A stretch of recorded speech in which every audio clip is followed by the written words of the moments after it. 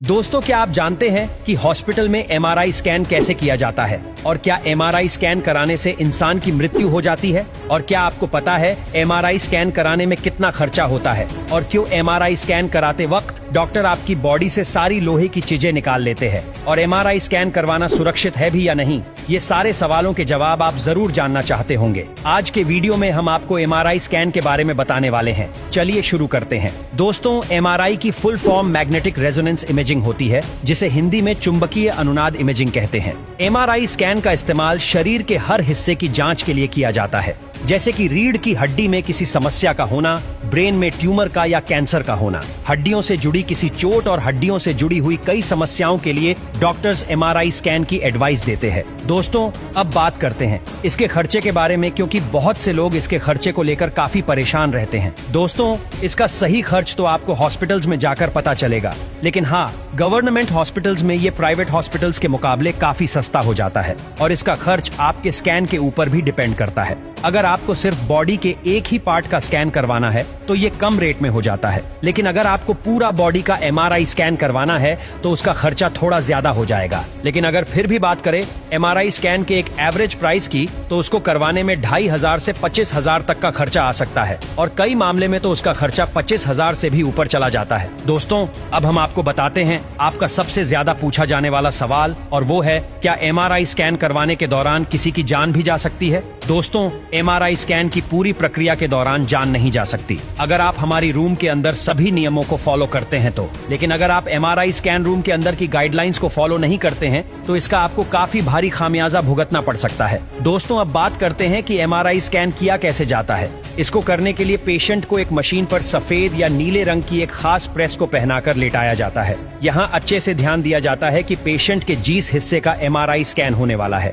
उसको उसी डायरेक्शन के हिसाब से लौटाया जाए। पेशेंट का एमआरआई स्कैन होने से पहले उसके शरीर से सारी मेटल की चीजें उतरवा दी जाती है, जैसे कि कड़ा, अंगूठी, चेन आदि। और अगर पेशेंट के शरीर का पहले कोई ऑपरेशन हुआ है और उसमें रॉड डाली हुई है या किसी प्रकार की धातु का इस्तेमाल हुआ है तो इसकी जानकारी उसे एमआरआई स्कैन से पहले देनी चाहिए, क्योंकि स्कैन के समय यह आपके लिए काफी खतरनाक साबित हो सकता है। अब इस प्रक्रिया के बाद पेशेंट को एमआरआई मशीन के अंदर भेजा जाता है। अब मशीन के अंदर लगे बड़े बड़े मैग्नेट्स और रेडियो वेव्स की मदद से बॉडी के अंदरूनी हिस्सों और अंगों की तस्वीरें निकाली जाती है। जब हमारा ये स्कैन होता है उसे कंप्यूटर द्वारा ऑपरेट किया जाता है। इस कंप्यूटर को एमआरआई की चुंबकीय तरंगों से बचाने के लिए अलग कमरे में रखा जाता है। एमआरआई स्कैन के दौरान हॉस्पिटल्स में पेशेंट को हेडफोन पहनाए जाते हैं, क्योंकि मशीन के अंदर जो तेज आवाज पैदा होती है उससे पेशेंट को किसी प्रकार की घबराहट ना हो।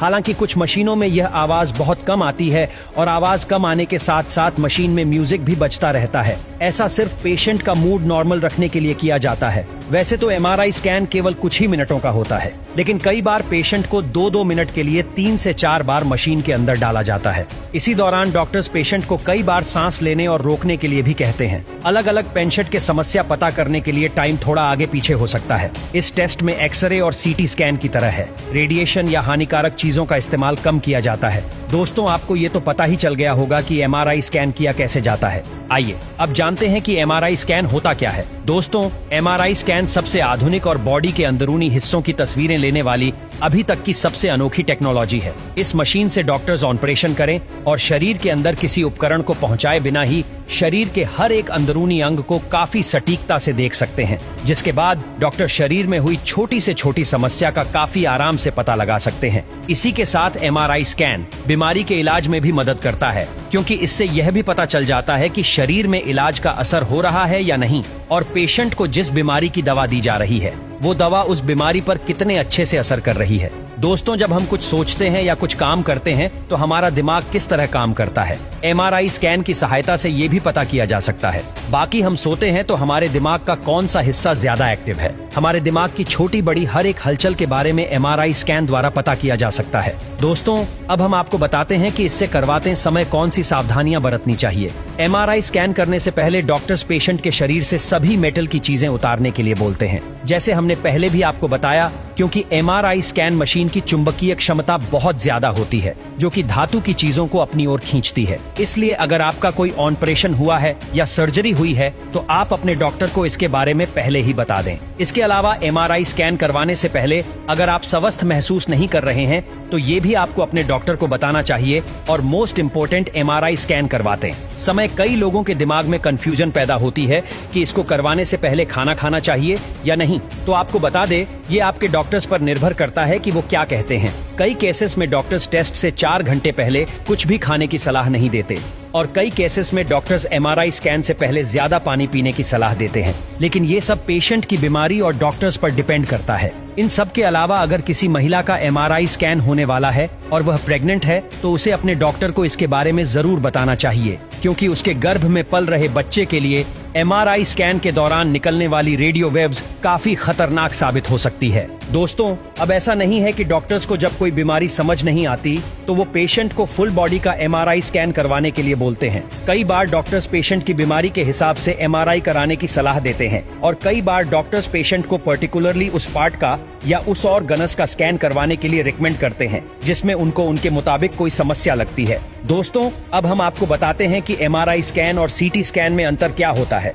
वैसे तो दोस्तों, एमआरआई और सीटी स्कैन की मशीनें बिल्कुल एक जैसी ही दिखाई देती है और लगभग इनके काम करने का तरीका भी एक जैसा होता है, लेकिन इन दोनों के बीच काम करने में काफी अंतर होता है। यहाँ एक तरफ है एमआरआई स्कैन मशीन रेडियो तरंगों के जरिए काम करती है, तो वहीं सीटी स्कैन मशीन एक्सरे के जरिए काम करती है। बॉडी के किसी भी प्रकार के स्कैन के लिए ये दोनों ही मशीनें दूसरे टेस्ट मशीन से कम जोखिम वाली होती है। इसके अलावा अलग अलग परिस्थितियों में ये दोनों ही मशीनें अपने काम में सर्वश्रेष्ठ हैं। लेकिन सीटी स्कैन मशीन की तुलना में एमआरआई स्कैन मशीन काफी शोर करती है, जबकि सीटी स्कैन मशीन शांति सपना काम करती है। तो दोस्तों, ये है एमआरआई स्कैन से जुड़ी हुई कुछ वो बातें जो आप लोग जानना चाहते हैं। उम्मीद करते हैं कि इस वीडियो से आप सभी की काफी हेल्प हुई होगी और आपको एमआरआई स्कैन से जुड़े आपके वो सारे सवालों के जवाब मिल गए होंगे जो आप जानना चाहते थे।